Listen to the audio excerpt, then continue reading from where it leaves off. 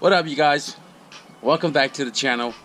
So I'm possibly going to schedule with H22 next week and kind of work around his schedule because I know he's got a lot of things to do as well, but I want to button up a few more things before we do, this collaboration. So right now there's really not that much things left to do with the car, but I do want to make a fuel cell up front, because if I could make the fuel cell up front to accept a stock fuel pump hanger, then I'm going to build one up front and eliminate the giant gas tank in the back. If it goes successfully, then we're going to run it. I don't care about the NHRA rules or whatever. This car is only be ran at my local track, which aren't too crazy strict about, a lot of things. So I'm definitely going to try to make a tank, use the stock hanger, make the bash bar for it, that protects the tank.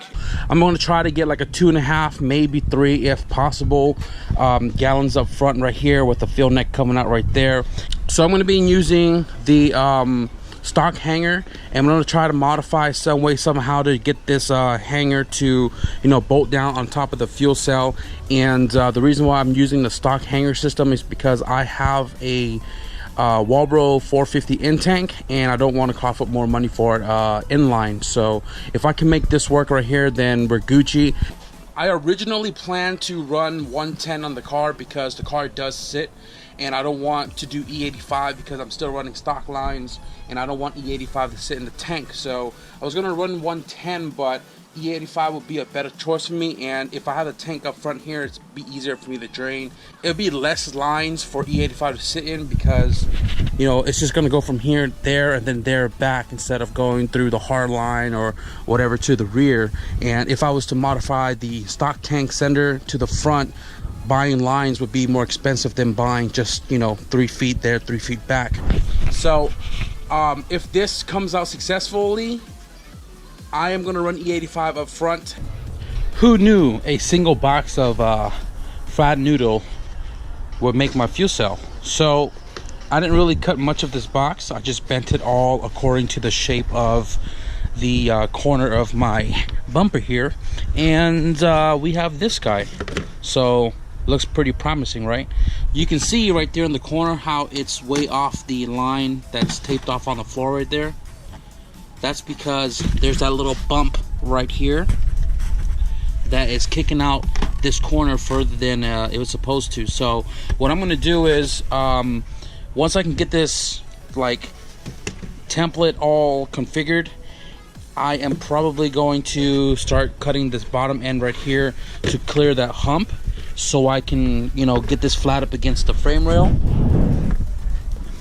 So I've been sitting here just kind of throwing some ideas around on what exactly I want to do, but here's the fuel tank kind of in its home. You can see right here I have this gap because of the hump on the bottom, which then kicks out this further than the bumper, so the bumper's literally going to hit that. I got 2 choices. I can still modify that bottom to clear that hump down there,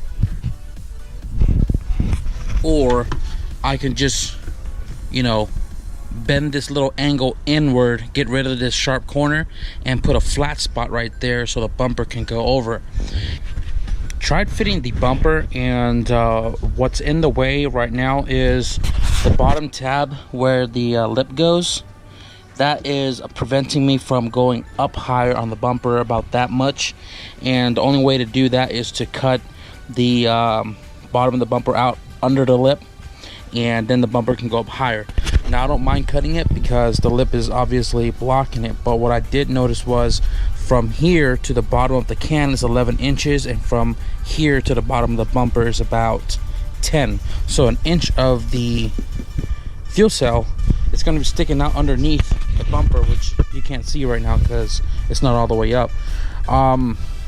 So I'm not worried about it sticking out too far. Car's not that low anyways, but I did kind of think about the fact that my fat ass is sitting on this side and the fuel cell is on this side as well, and if it's full it's going to be kind of heavy, and I don't have the battery on that end. Normally race cars have cell here and battery cell there, but my battery's in the trunk, so I may finish that up, cut out the pieces, but flip it all over to run the cell on this side. I think I'm gonna put the fuel cell on this side to kind of counter the weight a little bit, and just so that it'd be much easier to, like, you know, access the neck for the fuel cell rather than in between all of this, or cut my hand on this sharp tier, or have it really too close to where it's going to be shooting flames next to the E85.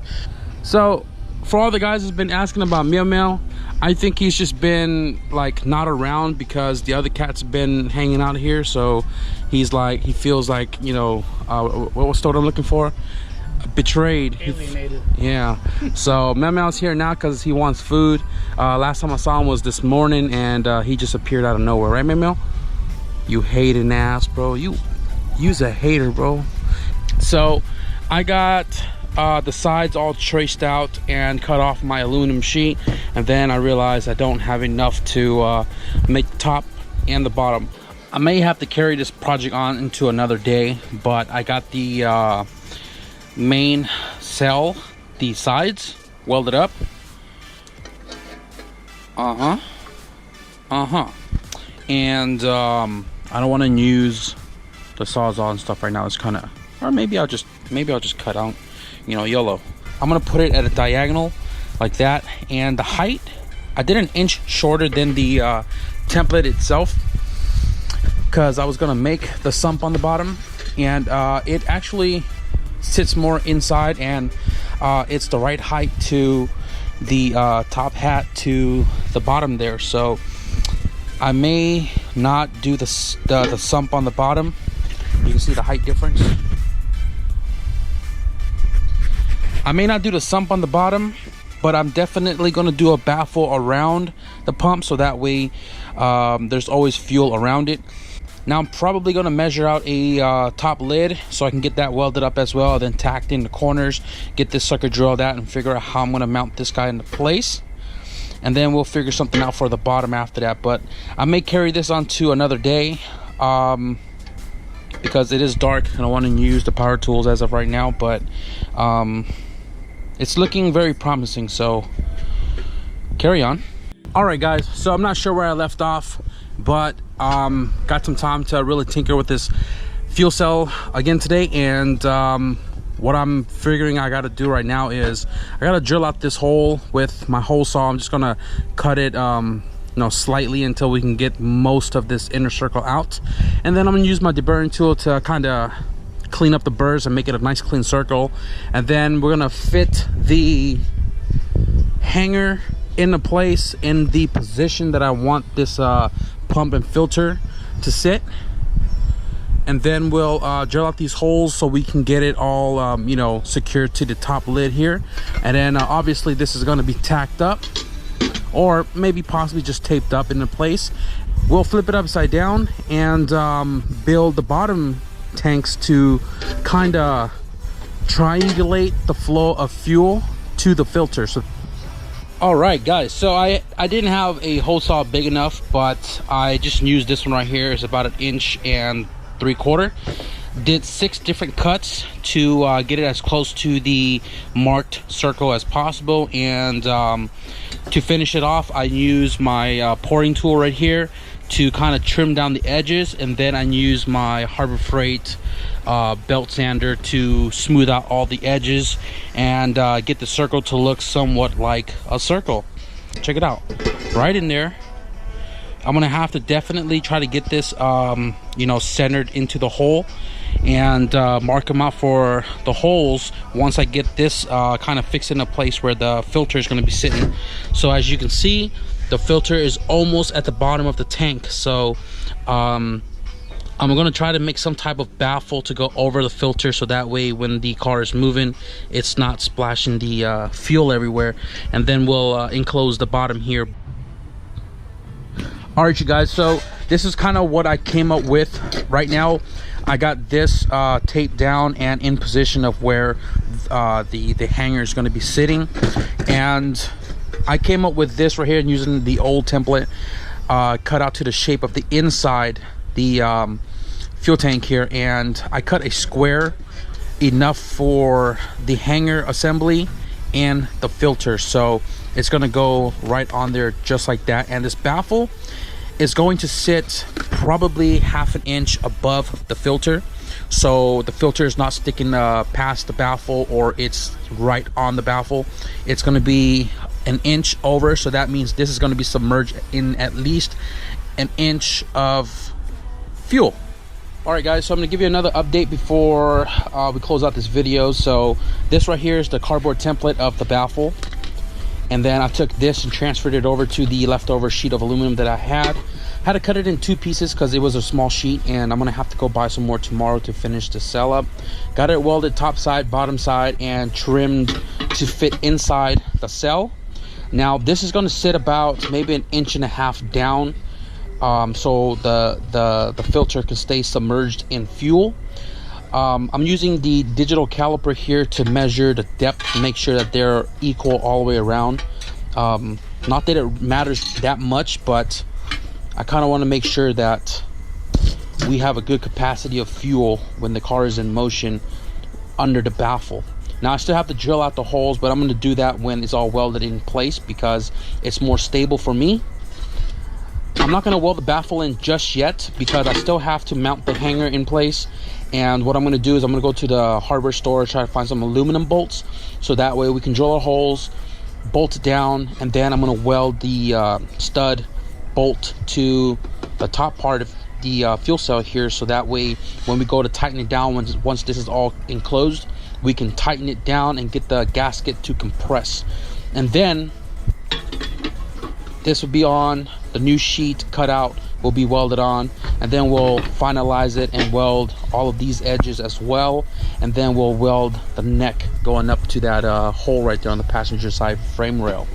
But what I'm going to do as of right now, all that I can do as of right now is I'm going to remove that guy, and then I'm going to weld these inside to make sure I have full seal, and then that'll be it for tonight. So I'm going to get to welding, get to cleaning up, and we'll report back in a second here.